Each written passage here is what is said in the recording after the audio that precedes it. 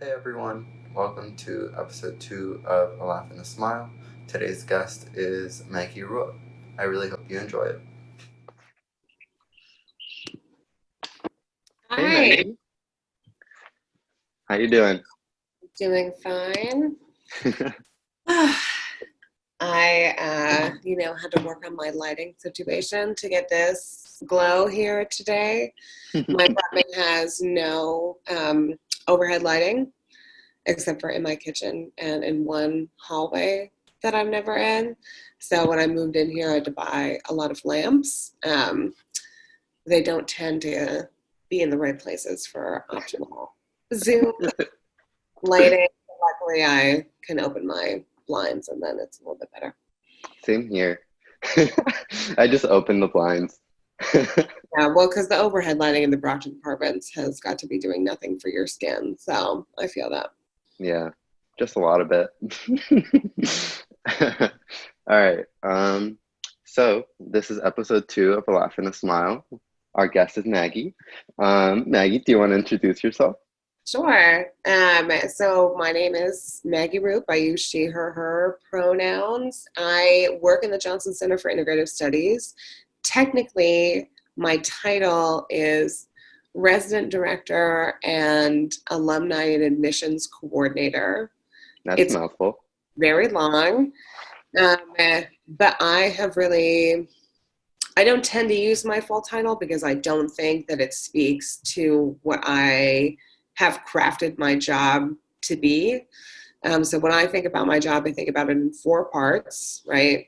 So there is admissions work. I do recruiting. I talk to a lot of prospective students. I do all of the Johnston events on any admissions day. I do calls. I send out materials. Um, so lots of that stuff. I also do admission or alumni work. I keep a database of who our alums are, if they've given me the info on what they're doing, so I can connect alums to each other or connect students to alums. I do Vintage Johnston, which is our annual wine tasting benefit dinner, which raises all the money for the Student Project Fund. I do random things for alumni relations, like write thank you notes to donors and things like that. So there's all that stuff. And then I do community work. I do blue tag training, which is, our alcohol education and informed consent training. I run the restorative justice process in Johnston called Johnston Peer Council. So all conduct stuff goes through me, and we run a restorative process to um, repair harm, restore trust, and make sure that people feel connected to the community. I supervise all the community assistants and train them and help them. I do housing stuff and roommate conflicts and all that. And Go then, if I know it. yes. And then a lot of what I do, really, what takes up the bulk of my time is what I think of as sort of case management, right? Or work with individual students, advocating for them to get the resources that they need, solving problems that they're having within different bureaucratic systems within the university, um, all of that kind of stuff. So it's a lot of different things, and I don't think that there is really a title that captures it, although I was soliciting feedback for a while. People are like, Queen of Johnston. And I'm like, yes, but also the title needs to be transferable to the next person. A That feels like more like a personal moniker, which little I bit. appreciate, right? Just thinking resident Johnston expert might be fun. Ooh. But, Johnston's not my whole identity, although I was a student here from 2012 to 2016. With an emphasis in cultural studies, gender history, and media. And then I've worked here. This is my fifth year now, so I'm working on my fifth year. So I've been here for a long time, and I do love it so, so much. But before Johnston, I was born in Vermont.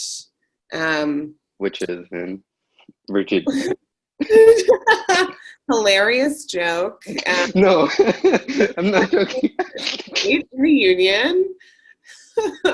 It is 100% better than New Hampshire, which is the state it is next to. And I will fight anyone on that. If Connor Tibbetts is watching this, New Hampshire is a terrible state. My brother and his wife live there, but I am not about it. No, I was born in Vermont. I'm a twin, so I have a twin sister named Emma who lives in New York City, and I have an older brother, Caleb, who lives with his wife, Michelle, and their very new baby, Graham, who was just born a week and a half ago. They live in New Hampshire, and then my parents, Tom and Wendy, still live in Vermont. I grew up in a house in the woods at the end of a farm road, and I went to public school, and I spent a brief stint at University of Chicago in 2008, and then left, and then came back and lived in Chicago with people I had met at college, and I was a nanny for 3 years and a home organizer, and did a lot of theater secretly with UChicago students, though I was no longer affiliated with that institution. And so I took time off in between sort of high school and college, and then I came out to Johnston after that. Cool. Wait, so where is Vermont? Vermont is its own state? Vermont is its own state. It's the 14th state in the Union. We are very sad not to be one of the original 13 colonies. We did try to be our own country for a moment with that in the 1700s, and then we were like, oh, we won't survive. All we have is leaves and maple syrup. So Vermont is on the East Coast. It borders Canada. It's very close to Montreal, about an hour and a half south of Montreal. It's next to New Hampshire. Do you know anything about the East Coast? Okay, so if this is, my hand is the United States, and now we're zooming, so we're mirrored to each other.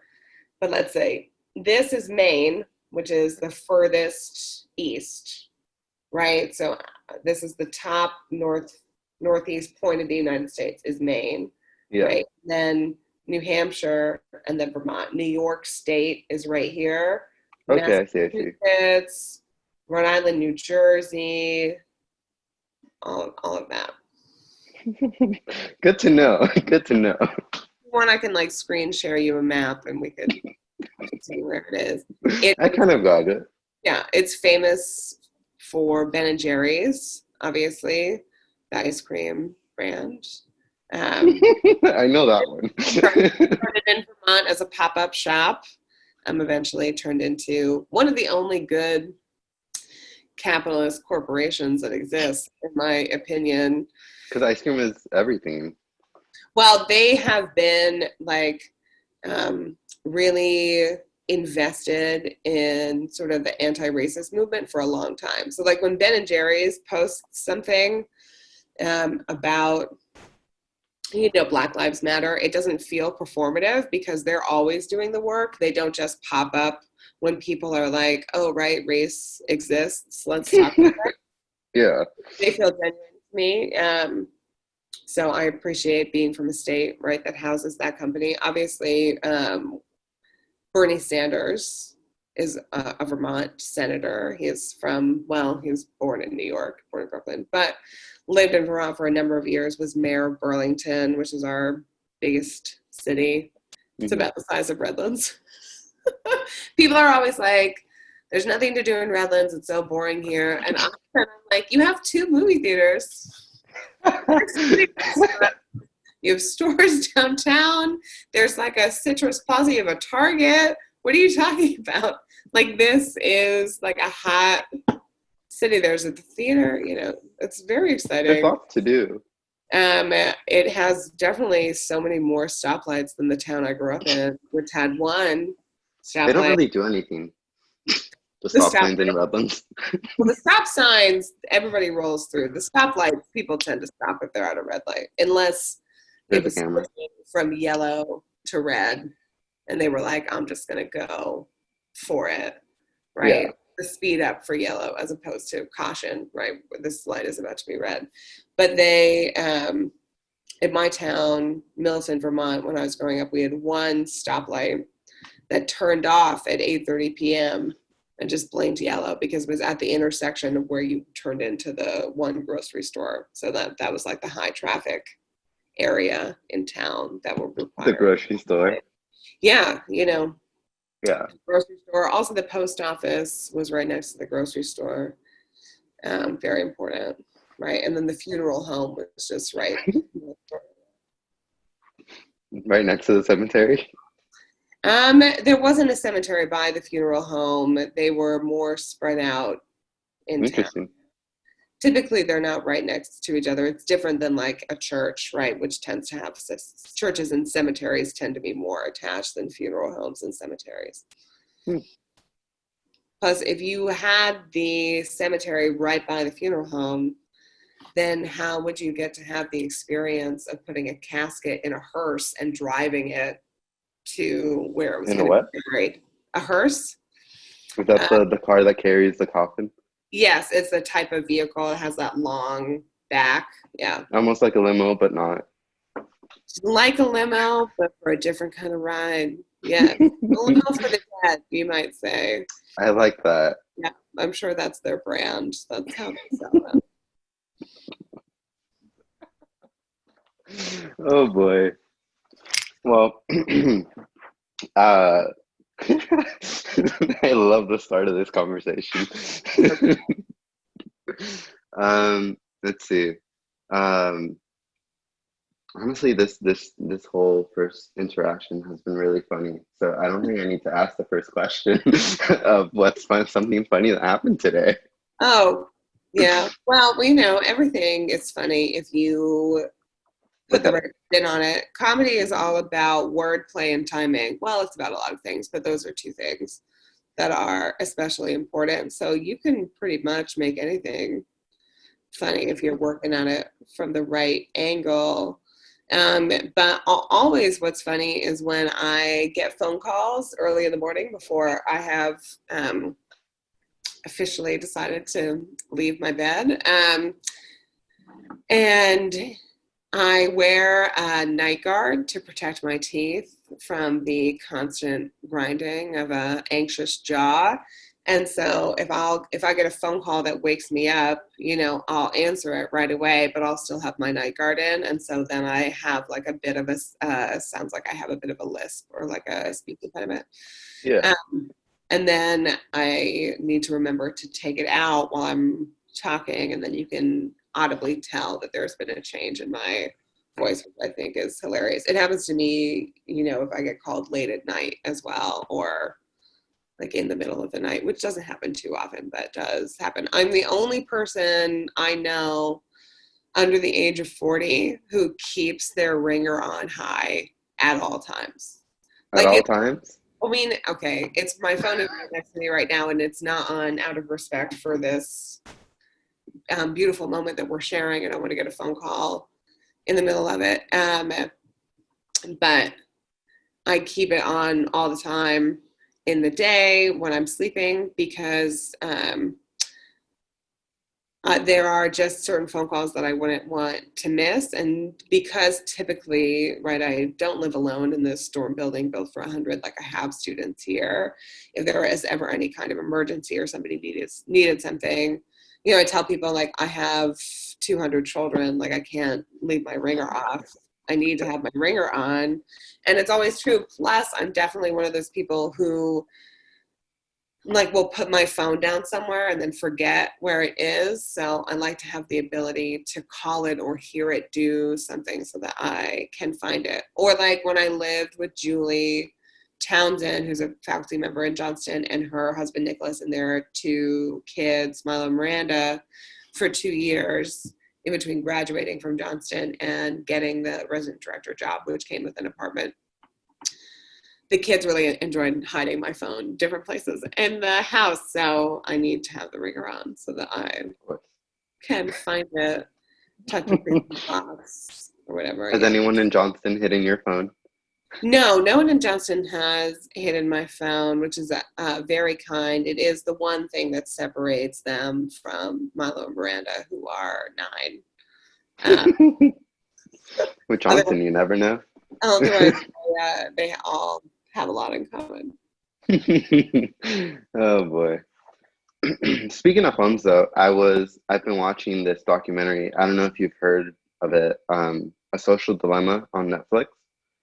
No, I haven't. It talks about how people are just kind of addicted to phones, and how like I definitely agree. Um, but the way they make the movie, they show like snapshots of like a zoomed in eye, or like really creepy music that makes it sound so much worse than like it is, I guess. It's all about the dramatization of it. Mhm. Well, they're trying to make it very ominous, right? Hmm. I think it's interesting with phone addiction. Well, an addiction in general, right, shows up in a number of forms. And there's the addiction that we sort of take seriously, right, or offer treatment for. And then there are what people might qualify as addictive tendencies, or like less serious or more casual forms of addiction that are not seen as having the same sort of social ill effect that other types of addictions are.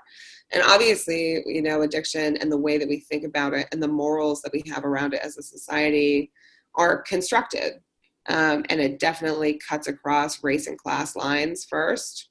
Hmm. And so with phone addiction, I think that um, people don't take it very seriously. So potentially the documentary was attempting to mirror the types of sort of music or emotional feelings, right, that go along with, you know, when you're watching something about the opioid crisis, right?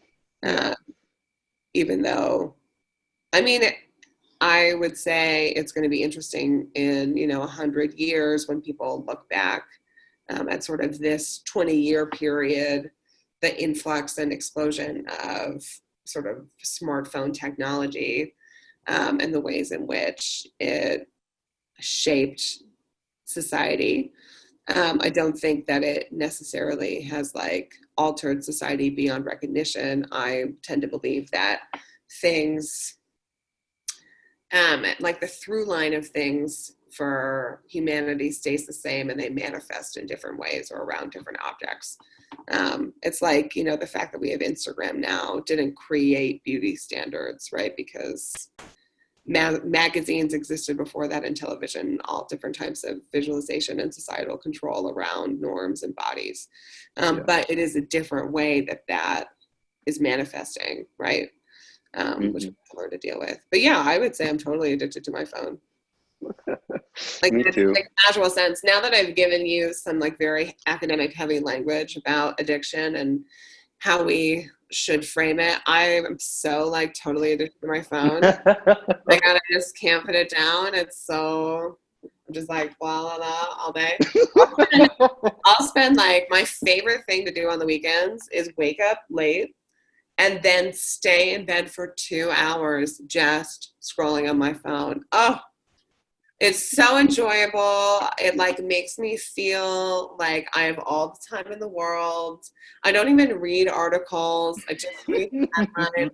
I like won't read an Atlantic article about something important, but I will take a BuzzFeed quiz about where I have to answer questions about Disney princesses, and then it tells me which Disney mother I am. Yes, absolutely. I will take that quiz. I love meaningless quizzes that both tell me everything about myself and nothing about myself at the same time, because I really enjoy being asked questions. I love answering questions. It's like my favorite thing.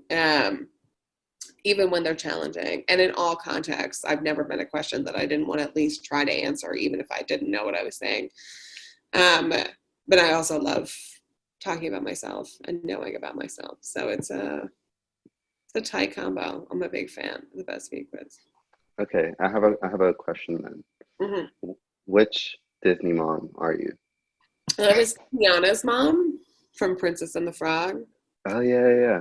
You know, warm, caring, you know, want Stern. what's best for you in life, a little hard on you, but always supportive. That feels right. Yeah, I think so too.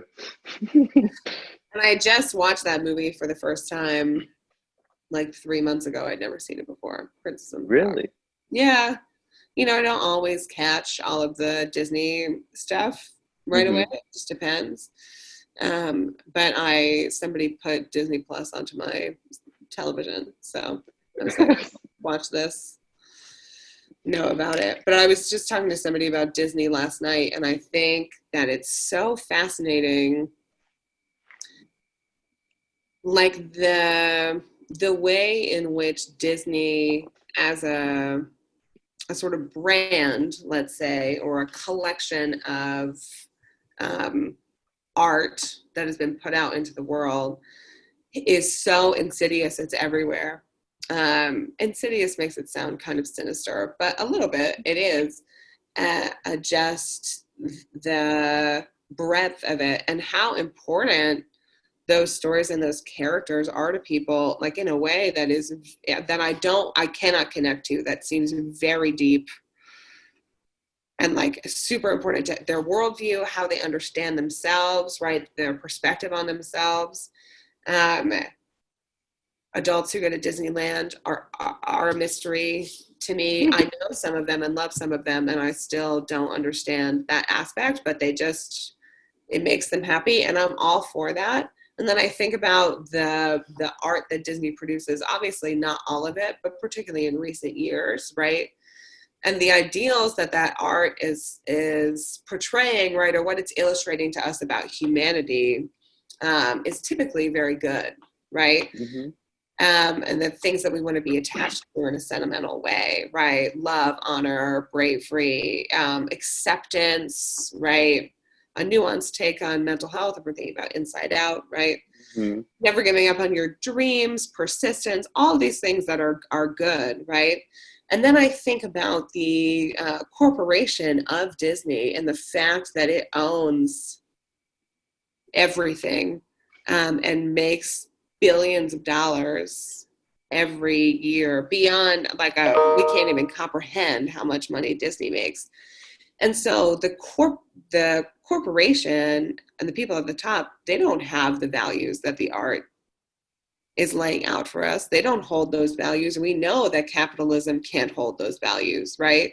And so there's a real disconnect between what they are producing. I mean, if we analyzed it a lot, maybe not so much disconnect, but at least on the surface, there's so much disconnect between the messages that they're putting out there with the art content that they create and what capitalism looks like and how it is embodied by this mass conglomerate media corporation.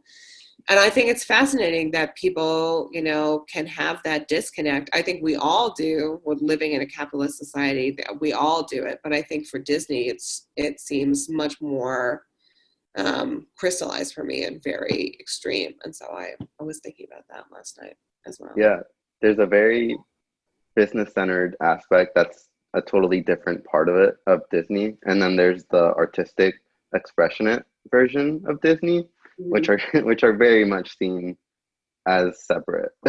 Right. I think for me too. Completely intertwined. And we even construct them for ourselves as being separate or different branches. But it's like, are they really?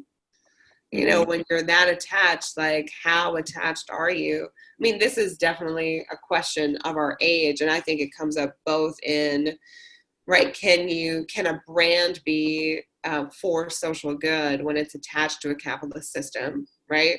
Think about something like Tom's, for example, the shoe brand, where you buy a pair of shoes and they donate a pair of shoes to a child in need. But when you look more closely about where the money is going and who's being exploited for the labor of making the shoes in the first place, right? It's like, is this brand actually doing any social good? Can any brand in a capitalist system work towards social good? I mean, look at Nike, right? The commercials that they've put out over the years, so many of them, very powerful messages about determination, right? And strength and sort of equality in a lot of ways, especially in recent years. And then it's like, yeah, but Nike is exploiting child labor in multiple countries to make their products that then they're selling for $100 for a pair of shoes. And the corporation itself, right, is like, attached to a capitalist system. Their CEO makes however many millions of dollars a year. So I think I question whether a brand can be a force for social good. I question that of the university as well. I mean, we definitely are not making that much money or any money at all. So it's a little bit different in that sense. We're technically a nonprofit, but at the same time, we are very for profit. Right. Well, we're not making profit. People are making high salaries, so that's something to think about. Higher education across the board, the University of Redlands is not special, right? We have experience with it as an institution, but if you were going to college anywhere else, your experiences with that institution would be similar, right? Because higher education across the board has moved from sort of a liberal arts model to a corporate model. That is the business model that we're working in. You can see it in the structure of the institution. So how things are put together in terms of departments and also in terms of positionality, right? So what are the hierarchies? Who reports to whom? In which department? Which reports to which department? Which reports to who? And then here's the top, and that's where the decisions are made. So that tiered structuring, similar to a plantation. Lovely. That out there, is meant to divide, to keep action from being collective, to make sure that the institution itself is hidden and obscured to the people who work for the institution. And so the corporate model is also based in what's the bottom line and what's our liability, right? Not any of these things are necessarily this university's fault, right? We certainly could do more to push against trends, right? Or at least be transparent with ourselves and our students about what factors along the history of higher education in the United States have pushed us into this corner, because it's not all, we don't exist in a vacuum. We're not making these decisions ourselves. There's also like changes in the federal government and what federal aid looks like and the requirements of that, right? The academy overall and accreditation. There's a move it's become much stricter and much more austere. And so that means that people have less flexibility to make their own choices and be more holistic and think about things in context, right? But rather that we're stuck in a strict structure, which means there's no movement, which means if you're not within the structure, you get left behind, right? Which we've experienced in our own ways. Yep. Speaking of the university, I went to the town hall. I think it was on Tuesday. It was on Monday from 3 to 5. A town hall, advertised as a town hall, but truly just a presentation. It was just a hall. Everyone's just reading off their scripts. You know, Kunkel was just emphasizing specific words to make sure that we're diverse and we're doing all this stuff for good. And it was just bless you. But that was it seemed very apparent, the hierarchical structures within Redlands. Well, yes, I mean, you can tell based on who's there, right? They're the provost, they're a dean, they're an assistant dean, they're an associate dean. All of this, the titles and the people who are sort of at the heads of their various sections of the university. Yeah. Oh boy, that was a time. It was very interesting. So I would say my breakdown of that town hall is, one, it was advertised as a town hall, which meant that I had several people, students and faculty, text me to say, when's the Q&A portion of this? Which I said, you would think, because they called it a town hall, that there would be time for public comment and questioning. But if you read the email, when it was announced, you would be able to see that this is just a presentation, right? It's a presentation in 2 parts. This is what we're doing. Here are next steps for what we will do. And now, of course, I didn't get the second part. Because we are an institution who loves bureaucracy, we love documents, we're a big fan of documents, and we believe in our hearts that the only way to change is through incremental steps. This is very much an idea that I see manifested all the time in the institution, right? You want to change something, we have a process for that. It's going to take this many steps. Now, for this particular thing, Christopher Jones, who comes out of other institutions, right? He has worked at other institutions before, so it is unsurprising that this is the step that he wants to take. He wants to make a strategic plan for diversity, equity, and inclusion. A strategic plan is a document that universities love. We actually have a university-wide strategic plan. It's called North Star 2020. What does that mean? It is a laying out of what the university wants to have happen in the future. These are the changes they want to make. These are the goals that they have. Here are the steps that they're going to take to get to those goals. So it's a long document that lists out. Are they working with students? So yes and no. And here's what I mean by that. In order to create this strategic plan, Christopher Jones has devised 3 subcommittees. Now, in my personal opinion, that's not attached to my affiliation with the university at all. Committees are where things go to die. You have an idea and you want to kill it, send it to a committee. They are incredibly bureaucratic and so powerless. It's ridiculous. Lovely. Regardless, Christopher Jones has created 3 subcommittees for, I guess, what are 3 different areas of work that he believes needs to be done. Anyone is welcome to volunteer to work on those subcommittees to help decide what action items are going to be important for creating this strategic plan. So we're looking at a timeline of like a academic year before the strategic plan is ready, and then, you know, more time, multiple years as it attempts to be implemented. And that is what it's like to work at an institution in a town that has declared racism a public health crisis. And so we've met that call to urgency by taking a full academic year, perhaps more, to write a strategic plan for what we are going to do about things. But nothing right now. Later. We've got to stop right now, yeah. This is why we had the first half of the town hall, so that you could hear all of the things that are happening right now or that people have been doing.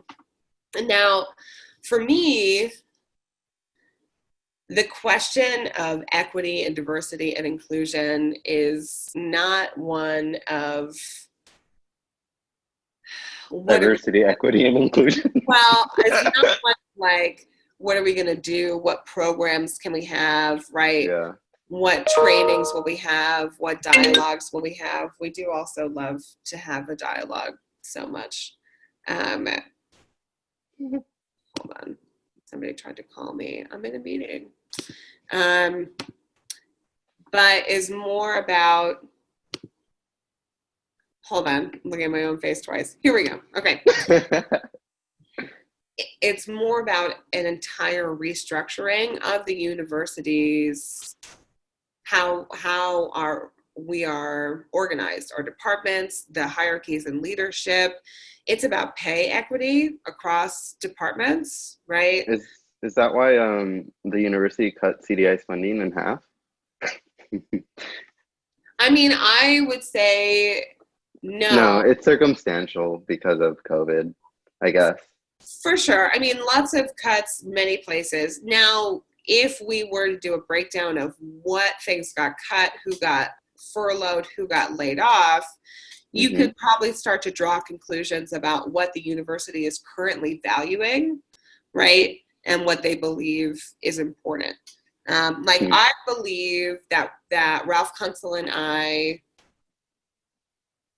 work as hard as one another, right? Our jobs are very different, but I would say that we work equally hard. He says he's on call 24/7. I'm on call 24/7, right? Like, we are doing a lot of work. We're both working very hard. He makes so much more money than I do. That is standard across the board. This is how capitalism works, right? He's been working for a long time. He has more credentialing than I do, right? He's a white male. Disease. Oh, yes, there you go. I have a bachelor's degree. He's got, master's and PhDs. He has a lot more years of experience, all of the things that would lead you to get a higher pay grade, right? The job of president is also valued in the realm of higher education a lot more than the role of resident director and social worker to all the students. And because of that, you're not going to be able to hire someone to be a college president for the same salary that they're going to pay me, right? Like, no one would be like, yes, I will be the president of your college for $51,000 a year.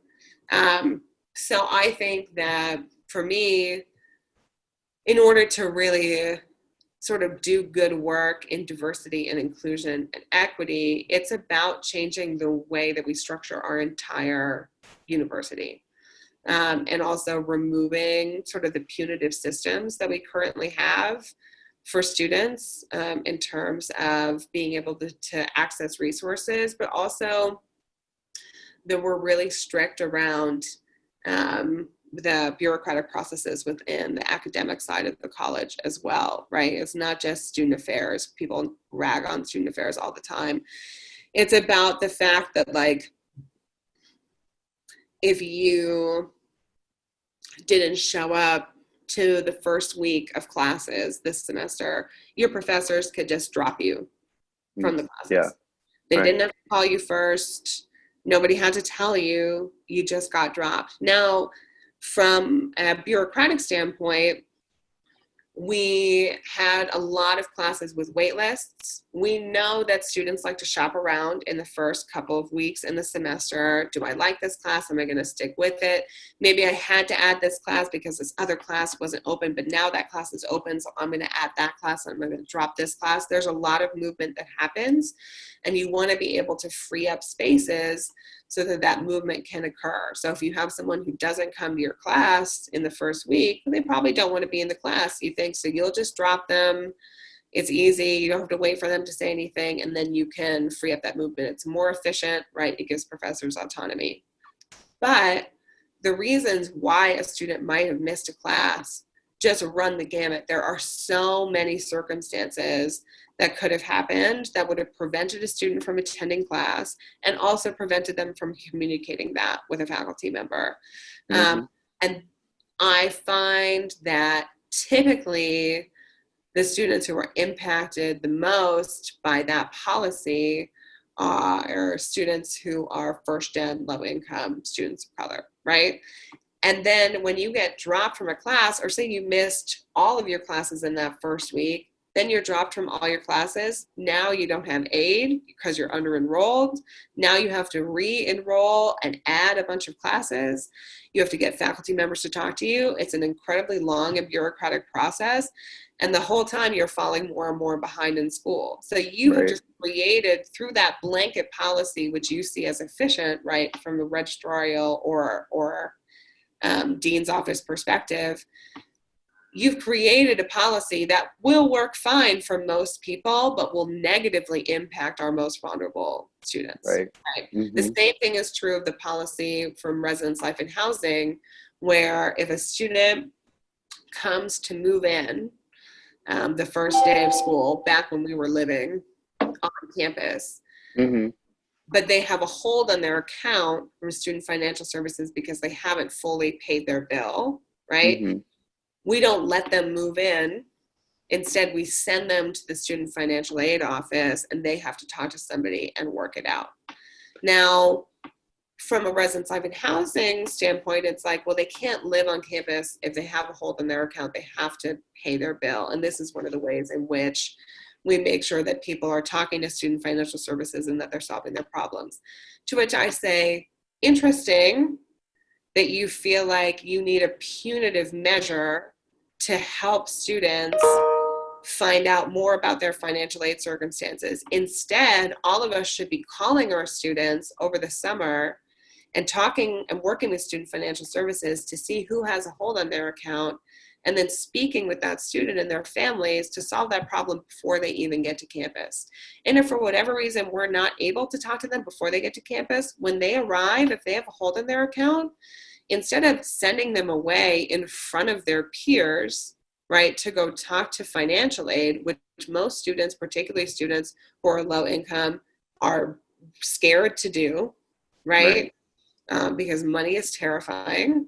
Also, the university usually doesn't give money.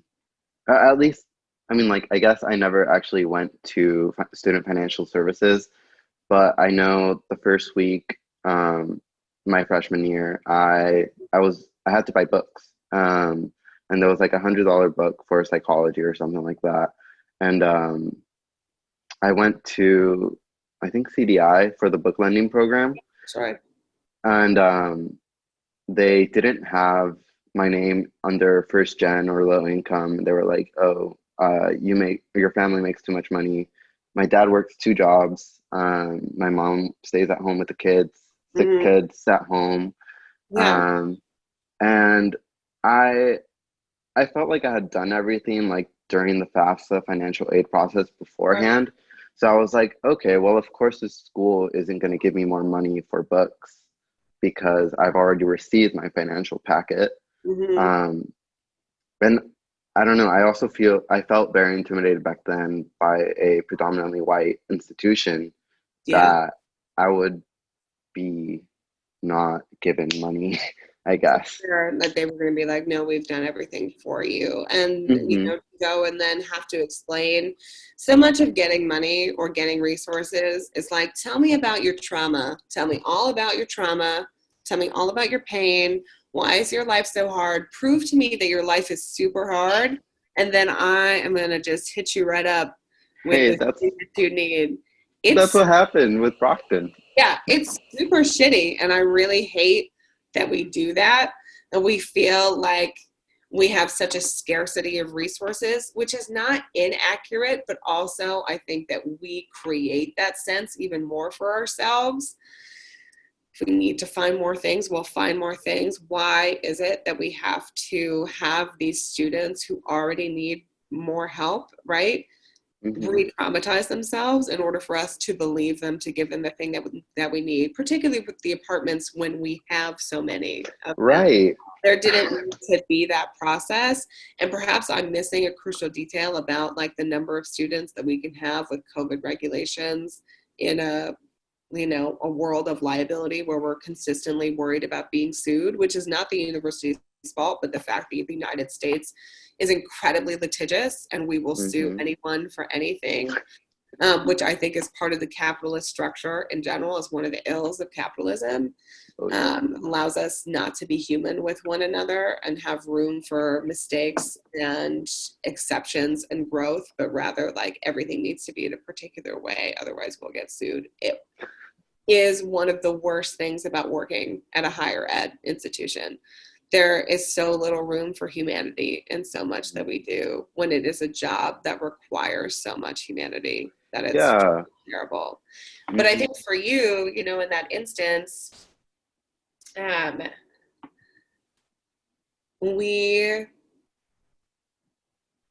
so I do a lot of work with the financial aid office, student financial services. Emily Baker, who is the director of student financial services, is one of the best human beings I've ever met in my entire life. And her job is incredibly hard. Her office, the Office of Academic Success and Disability Services, which Amy Wilms runs, and Erica Moore, who runs Title IX and Equity, those 3 offices, and student employment that Katie Wood runs, those 4 offices are the offices that are most heavily impacted by outside laws and regulations.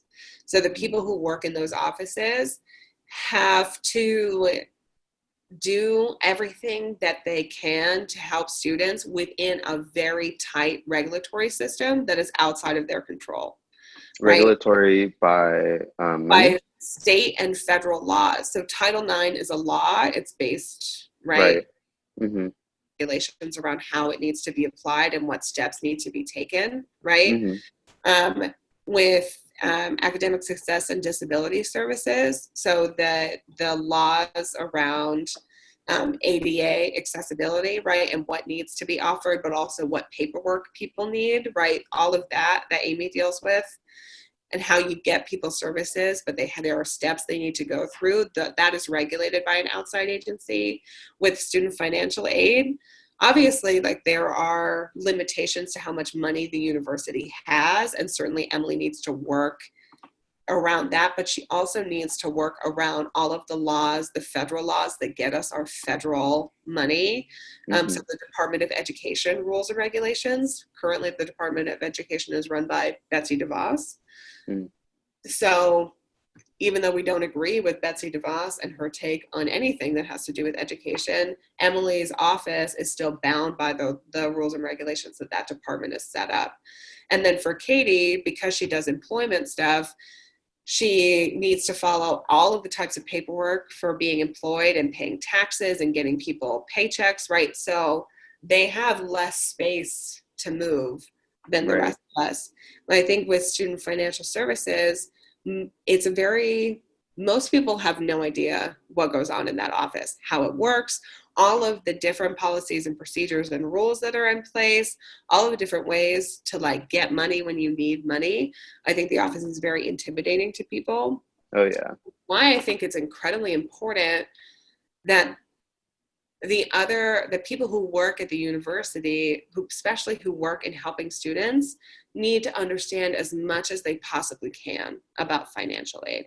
Emily and I talk about this a lot. I am very much somebody who puts myself in the way of things so that I learn about them. And I have learned a ton about financial aid because I started helping students with the problems that they were having with money. I would go with them to their appointments. I would help them with the paperwork. And I've worked a ton with Emily so that now I understand so much more about what she does and what's possible.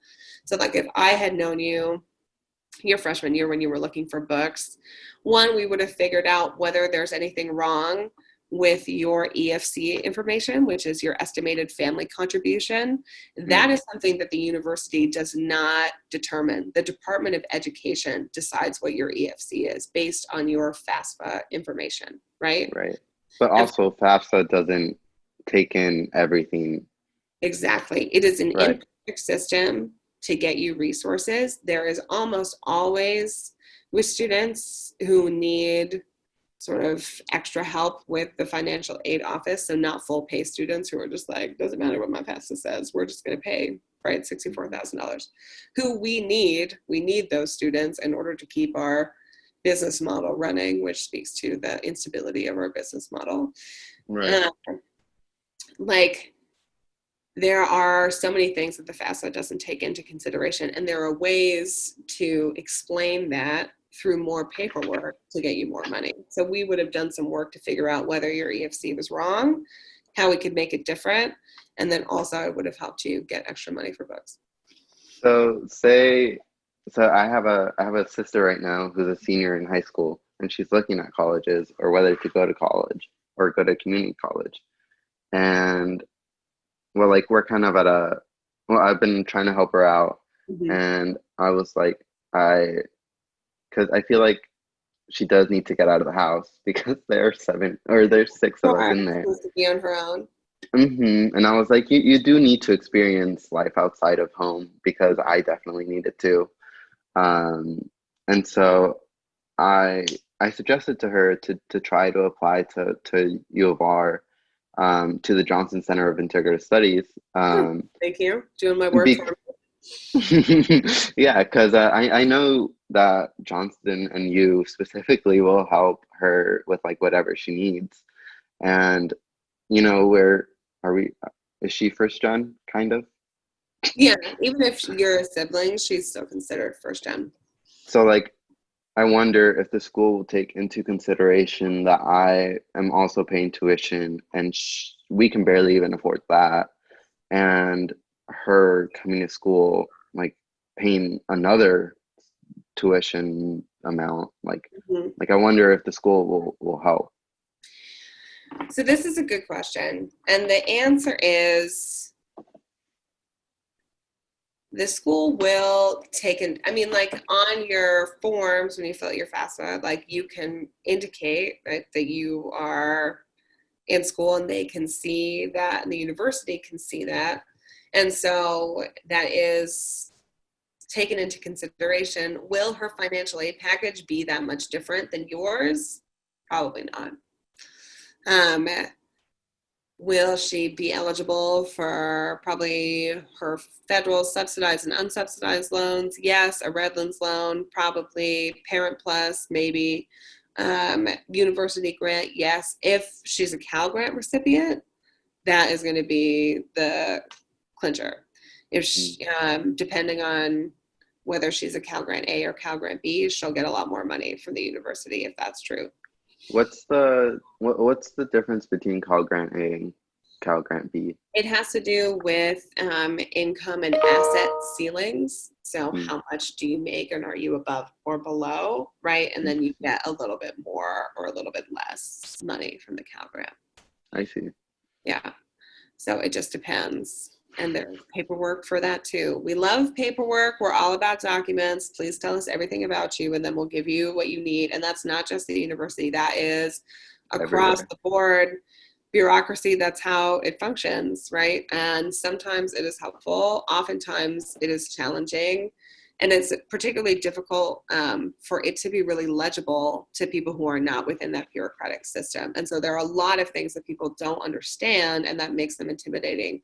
I think financial aid is definitely one of them, but I see it popping up in lots of different places at the university. So I think that your sister should apply here, and that she should see what her financial aid package looks like, and she should compare it across the board. Now, if getting out of the house is something that's important to her, that means she's going to want to live on campus, right? Probably because nobody will rent to her yet, since she doesn't have a credit history. If your parents have good credit, they could co-sign a lease for her, but it's challenging, right? And then she would have to do that on her own anyway. Oh, and also there's a language barrier, because I mean, like, my parents do speak English like a little bit, but like I think me and my sister, my older sister, because she's the one helping me pay for tuition, and now I'm the one kind of trying to get my sister to come here, I guess. And it's like they can't really get in contact with my parents. Like, they can, but they speak Spanish. But it's challenging, and I believe finally hired, so I've been told by Kenna Direly, a little over a year ago, somebody in this financial aid office who speaks Spanish, right? Which is incredibly helpful. It was a huge resource that was lacking. And if we want to be a Hispanic serving institution, which apparently we're putting in for, we are going to need to have a lot more people who speak Spanish. I also do not like the word Hispanic. I prefer the term Latino. Hispanic refers, well, we were actually talking about this in my Latinx culture and identity class. Yeah. Hispanic refers to people from Spain. Yes. Latinx, and it's a broader umbrella term, and the university is definitely using it wrong. It shouldn't be Hispanic. Being a Hispanic serving institution is not a name that the University of Redlands made. It is a legal sort of definition that you can apply for. It's a status as an institution that you can apply for, and then you get more resources because you are serving a particular population. I am with you on, well, I think in general there are so many different terms that have been used and could be used for, what we would probably call the Latinx community currently, and that people feel a whole bunch of different ways about it, right? Yeah. It's really interesting when you look at the census over the past 50 years, the different designations, really for every race and ethnicity, but particularly for the Latinx community, how it's changed. And if you hear oral histories about how different communities responded, right? Whether like Cubans versus Guatemalans versus Mexicans, right? And everybody being like, I don't want to be called this, but I don't want to be called that. Can we just be called brown? I don't understand. Like, we're brown bodies. Yeah. Right, exactly. And so it's about culture. Yeah. And that kind of politics of identity, when it runs into bureaucracy, is really interesting, because you want to pick something so that this particular population can be counted, right, in the census, can get more resources, can have more representation. But it also, by creating such a large umbrella term, removes the diversity that exists within that community. Yeah. And so it's an interesting difficulty to find the right term so that your community can exist within the bureaucratic systems of a white supremacist state. It's a struggle. Yeah. But the university didn't create the term Hispanic, Right. it's something to apply for. But we will need more people who speak Spanish. Well, I was going to say, for your sister, she should apply to a couple of different colleges. She should be able to get fee waivers for all of them, so she can apply to like 5 schools and not have it cost $75 per school. Yeah. How does she find those again? The waivers? Waivers. I would have to do some research on it. I'm perfectly happy to do that and get you the information if you'd like it. That'd be lovely. Where does she go to school? She goes, so I grew up in San Jose, so she goes to Gunderson High School. Okay. Is she in an AVID program? What does that mean? AVID there. I forget what the acronym stands for, but it is like sort of like a college prep program. They help people with their applications. They help them do the FAFSA information. No? I don't think so. I'm going to see whether or not there are resources for that in your area as well. Okay. And then she should see what her financial aid packages are, because the big thing is going to be, if she can get decent financial aid from the U of R, that's great. If she wants to live on campus, that is going to cost her at minimum $8,500, right, for the full school year. If she lives in a triple or a quad, right, and is on the cheapest meal plan. And we don't cover that with university grants. Now, if she gets outside scholarships that don't need to be put towards tuition, that could be something. We also have sometimes on-campus grants that you can get if you find me, and then your sister and I meet with Emily and I'm like, give this girl an on-campus grant. But typically for students, particularly for my students who have most of their aid covered, so they're low income and they have Cal grants, and right, they've gotten most of their tuition covered. Yeah. Where they find themselves taking out loans is for housing. Yeah, same here. Yes, it's incredibly cost prohibitive. It also is a faulty and unsustainable business model for the university, as you can see with COVID happening and us not being able to have students on campus in the same way. One, they're charging you an exorbitant amount of money. Why charging $6,000 to 17 students is not going to fix the $13 million deficit. But the fact that we're in that much of a deficit and that we've had to do the furloughs and layoffs that we have needed to do is because we rely almost entirely on revenue, both from housing for students and renting out campus spaces. And we have not been able to do that. Now for half of a semester this summer, we lost a ton of revenue because we rent out every single building on campus as much as possible all summer long. Conferences, camps, weddings, anything that we can get. If we can have people staying in the dorms and they're paying us, we'll take it. Also, the Marin campus that we have now in Northern California, where the Graduate School of Theology is, that campus is gorgeous. I mean, we own that property so that we could rent it out, and we have not been able to make revenue off of it either. So those two models of revenue are now no longer relevant, and the university is struggling to figure out how else are we going to make money, and do we have other models that are successful? So I think it's interesting. It's really the revenue for the college is really at odds with its goal, right, to diversify its student population, by which they mean more students of color, which is not always, it does not always intersect with being low income or first gen, but there is overlap, we would say, between those populations. And those students do better if they can commute, because then they can save money on housing. But we don't offer any infrastructure for commuter students, like at all. I mean, in Johnston, we do our best. We've got the commuter lounge. You get a key to the buildings, right? You don't have to live here to get a key. You always have somewhere to hang out.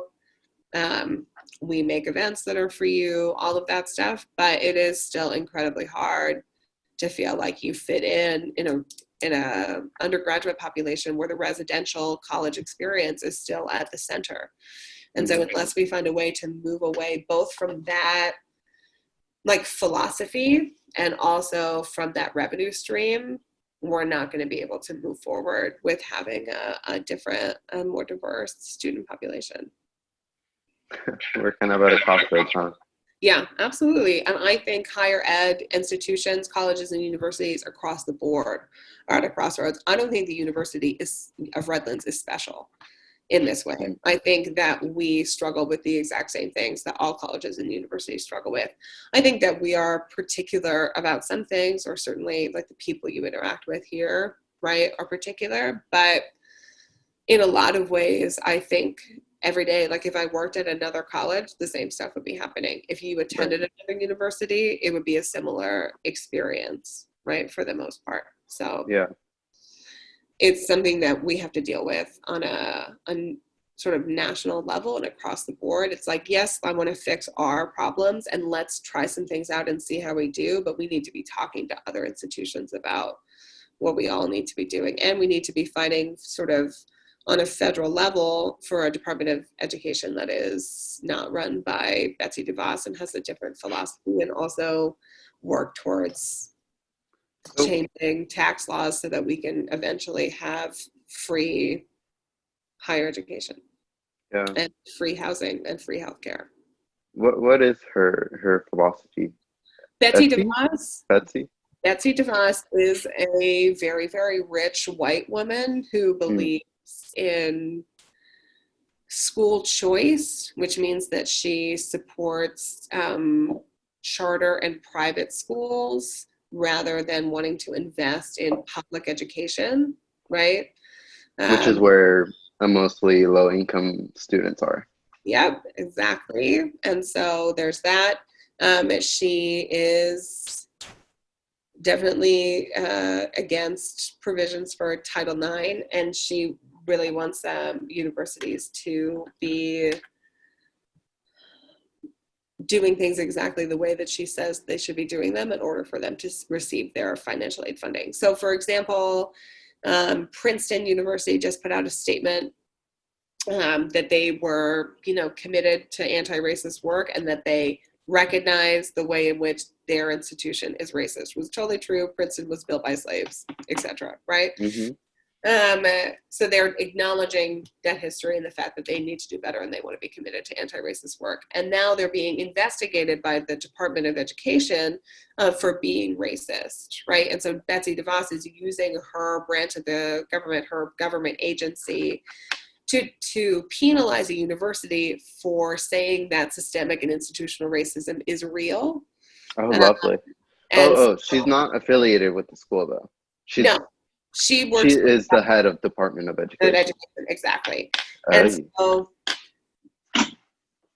the fact that Trump is, as well, is like, anti-racist training is racist, right? This sort of narrativization, this sort of rationalization, this craziness, right. Just means that like it makes it more challenging for universities to say, right, I support Black Lives Matter. We know that there is institutional racism here, because then it's like, well, if we get invested by the Department of Ed and they're like, well, yeah, you are racist, goodbye to your federal funding, then suddenly like we don't have the Pell Grant, we don't have the federal subsidized and unsubsidized loans, which so many students utilize in order to pay for their education. We lose out, right, on other sort of money that the institution itself gets, not just financial aid. And it would be terrible. So there's a chilling effect happening in terms of the federal government, which I think our university needs to acknowledge, and then also say, right? How are we going to combat this? And do we have the resources to make a push with other institutions to band together to try to stop this chilling effect? So is that why the university kind of sent out that email over the summer about their late response to Black Lives Matter and everything that was happening? I mean, I think that there are probably a lot of reasons that that email came out when it did, with the language that it did. That the investigation on Princeton had not occurred yet Okay. when that happened. So that's just the university taking its time with its rhetoric, Lovely. being very particular, and again, not wanting to say the wrong thing or cause any sort of chain reaction. Incredibly cautious, right? Very Do you think it's out of pride or out of liability of being sued? Second one. Mm, Always. Pretty much any question anyone can ask default. me. Yeah, exactly. Even before they finish, I'm like, it's a liability thing. Every time. Yeah. It's one of the most frustrating truths of our institutional existence. That's so weird. It's like it almost seems to me like a game of puppet. Just how can I say the right and not wrong thing? What is the right thing to say that will sound authentic and genuine, but also I've spent like 3 to 4 days perfectly crafting and have like 4 other people read over it to make sure that it sounds okay. AKA town hall. Exhausting, it's exhausting to do that. And I don't think the problems within our institution and with institutions like ours across the board are not the fault of any one person, right? They are systematic and structural problems that need to be fixed with systematic and structural change, right? It's not about firing somebody or not firing somebody, or supporting a program or not supporting a program, right? Or sending an email or not sending an email. To me, that stuff doesn't matter. It is about like, what policies do we have? Do these policies promote equity or do they create inequity? If they create inequity, can we change this policy so that it promotes equity? If we cannot change this policy because we are bound by a regulatory body that is outside of this institution, how can we be transparent and honest about this limitation to students and staff and admin and faculty so that they understand what our limitation is, right? What I would prefer overall is for us to stop lying to students. And sometimes we lie outright. I mean, I do think that I've seen that happen, but typically we're lying because we're not being fully honest about all of the complications and complexities that exist within a decision or the ways in which we are limited, right? So I think that would be a great start. Yeah. I don't know if this turned out to be as funny as you wanted. No, I think it's very informative. Very policy heavy, which is, of course, my other area of passion. Yeah, I think, well, the feedback I got from a few friends who listened to the podcast, they like the information that they learned, because they're not going to learn this in school. No one's going to tell you this. No, So I learned all of this just by working here, but also when I was a student, right. I really feel like I spent 4 years studying the University of Redlands to try to find out how it works and what makes it tick and how things are connected, which has been incredibly helpful. I would suggest to all students who attend any institution that you really, really pay attention to the structures that are around you, and pay attention to who does what work where and which process goes through which office, and pay attention to the messages that you're getting from your institution and what they say, and ask a lot of questions. Get involved in different university processes. If you have the time to spare, be on committees, right? Help hire faculty, serve in those capacities, be in those rooms, because you will learn a lot about how the institution works, and you will be able to critique it better right? Your critiques won't be dismissed because you have, typically, if a student doesn't understand something and they're mad about it, they critique it, it's very easy for the institution to dismiss that critique, right? All they need to say is like, oh, you don't understand this part. Here's what that means. If you understand more, you can critique better, and your critiques are not as easily dismissed by the institution. Yeah. It's an incredibly important skill, even if you don't stay at a place. Like, obviously, I stayed at this institution because I believe the Johnston Center is a place that creates students who change the world, and I want to do my part to help those students get their educations. It is my vocation and my mission in life. But even if you leave, you will be attached to institutions your entire life. Your whole life. You will never be free of them. They will always be there. And so you understand more and more about how they work in general. It will make it easier for you to navigate them. Yeah, I've been thinking more about my high school experience because I went to this private all-boys school, Okay. Catholic. It's called Bellarmine College Preparatory. And I've just been, so I'm writing a book. It's called The Boy with the Headphones. Okay. That's the storyboard back there. Okay, nice. And so Teen Wolf poster. gotta love Dylan O'Brien. And so I've just been reflecting on my experience because it is a predominantly white institution. I just heard about the PWI in this other podcast that I listened to.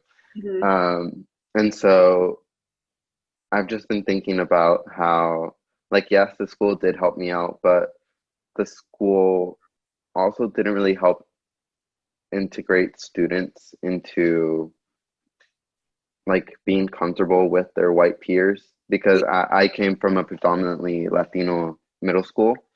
And so like I kind of felt uncomfortable being around so many white students. And I think I didn't understand it at the time, but now that I'm reflecting on it, I was very uncomfortable being in a predominantly white space. And so I'm also thinking about the structures and like if I do reach out to the high school, like if I can get a little involved into like changing certain aspects. Sure. Yeah, they might have opportunities for alums either to like mentor students, right? So if there are other students from your neighborhood or your experience who are currently attending the school that you could like mentor and help them navigate it, right? Yeah. That could be a cool program. If they've got an alumni board, right? If you've got time and it's accessible to you, that's the other thing about being involved in alumni relations or being on a board of any kind is like, do you have the resources to do this volunteer activity? Right. Because typically you're not compensated in any way. So it's like, that is why people with more money tend to serve on voluntary boards and positions like that, because they have the resources and the time to do that, which is why those boards tend to be more rich, male and white. Not entirely, but it can lean that way because of how they're set up. But there might be an opportunity for you to serve on something like that, or you can just get in touch with the guidance counselor or college counselor at that school and see if you can volunteer in some way, or show up and do something. Maybe not show up right now, but I would encourage you to do that. And so if you've got time and you're interested, definitely see what's going on. Talk to students about their experience. Have things changed? Have things not changed? Yeah. It's a good idea. Yeah, just think about it. And if you can't do it, then you can't do it, and that's okay too, right? Oh yeah. But it's always good to check out things like that. All right, so I see that you have a bookshelf. What book are you reading right now? Are you reading a book right now? I am reading a book right now. It's not on my bookshelf, but I will get it for you because I am always forgetting the title.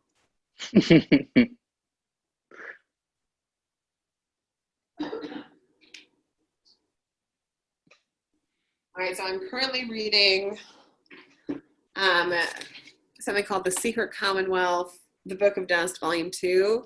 I will say for viewers everywhere, I am not typically a fantasy reader, but this is a book by Philip Pullman. who wrote the trilogy His Dark Materials, which is The Golden Compass, The Subtle Knife, and The Amber Spyglass. Golden Compass was just made into a movie series on HBO with Lin-Manuel Miranda. that's the one with the polar bear, right? Yes, that's the one with the big bear. Yeah. So I really, really loved those books when I was a kid, and this is like a second trilogy. So this is book 2 of the second trilogy, and so I am about 2/3 of the way done with it. I got off of reading for about 2 months because it was too hot to be outside, and I like to read on Beacon's balcony, which is the building next door to where I live. But by the time it was cold enough to be outside, it was too dark. So I had a lack of reading for about 2 months, but I've just gotten back into it. And I'm excited to finish this book. My family mailed this to me because they all read it. They all mailed it to each other, and they all read it now on the last one. That's cute. That's how we typically do things that we know we all want to read. We'll just send it around, and I get to keep them because I always get them last because I'm on the West Coast in California. So they'll all swap when they see each other, but then somebody will mail me the book. I also have this book. It's called A Handbook for Husbands and Wives. It was written in 1948. I borrowed it from Lisa Lindbergh, my best friend and the head volleyball coach at the University of Redlands. It was her grandmother's. It is amazing.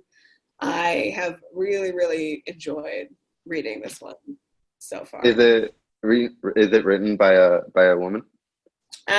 No, definitely not. It's written by Porter Davis, but it is very consent positive. Okay. And the whole thesis of the book, really, when you come down to it, is if your wife isn't having an orgasm, you are failing in your marriage, and you will get divorced. And I'm like, 1948, like, I think that's pretty amazing. So yeah, very consent positive, very like normalizing all sex acts. It's great.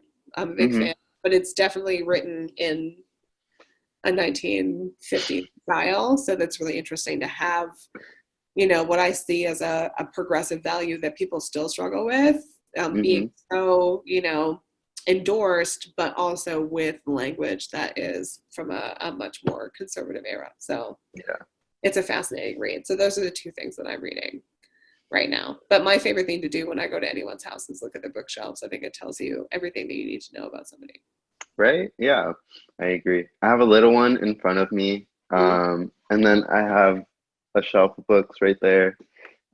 This is the one I'm reading right now. It's called With Fire on High. It's called With the Fire on High. Wow, that's weird. But this is the cover. I really like this one. I just had to take it off because you take it off so you don't ruin it. So like this is the front of it. Oh, I do love that. That's beautiful. It's gorgeous. Yeah. And so it's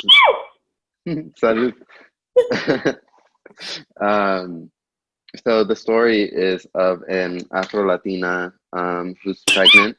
Oh no, she had a baby. She's a teen mom. She's a senior in high school, and she has a love for cooking, and that's how she expresses herself. And so she's debating whether to go to college or like culinary school or to provide what's best for her daughter. So I think it's a really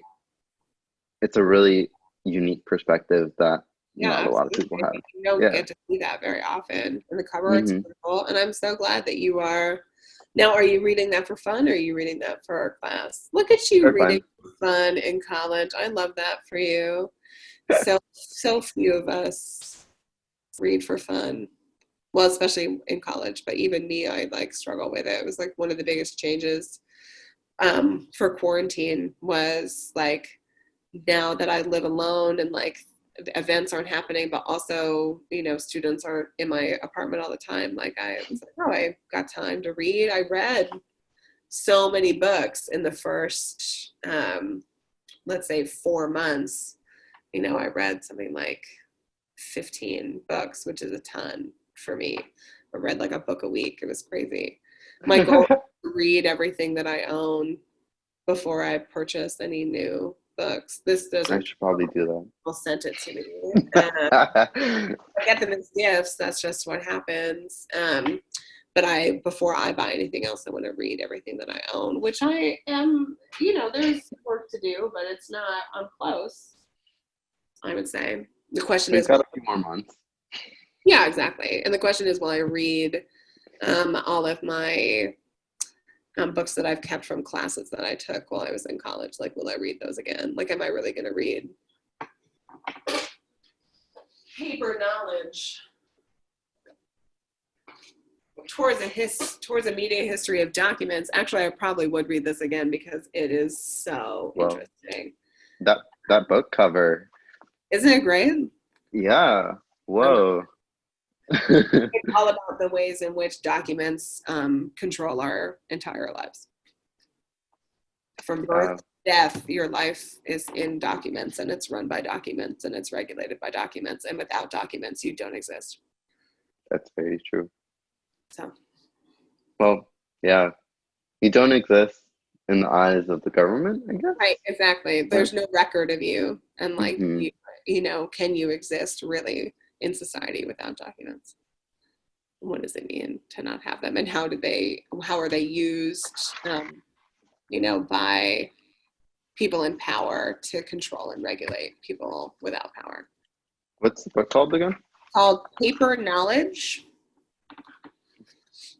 and it's by Lisa Gittleman, Gitelman. And if you would like to borrow it, I'm happy to drop it off to you. All right. All right. All right. It is almost time for the meeting to end. Nanda? Do you have an ending question? No, that was actually my ending question. Okay. What book are you reading right now? It's a good ending question. I just saw the bookshelf and I have to. Oh yeah. I saw the bookshelf and I had to. It was really good talking to you. I am definitely looking forward to talking to you again. Yes. I would love that. No, this was wonderful, and I was honored to be asked, and I love talking about anything and also myself, so it was a real treat for me to be able to do this. I'm glad. I'm so happy that you were on the podcast. Me too. And I can't wait to listen to it from afar. I won't watch it. I don't like watching stuff recorded, but I hope everyone watching this enjoys watching me recorded. I hope it's fun for you. I'm sure everyone will love it.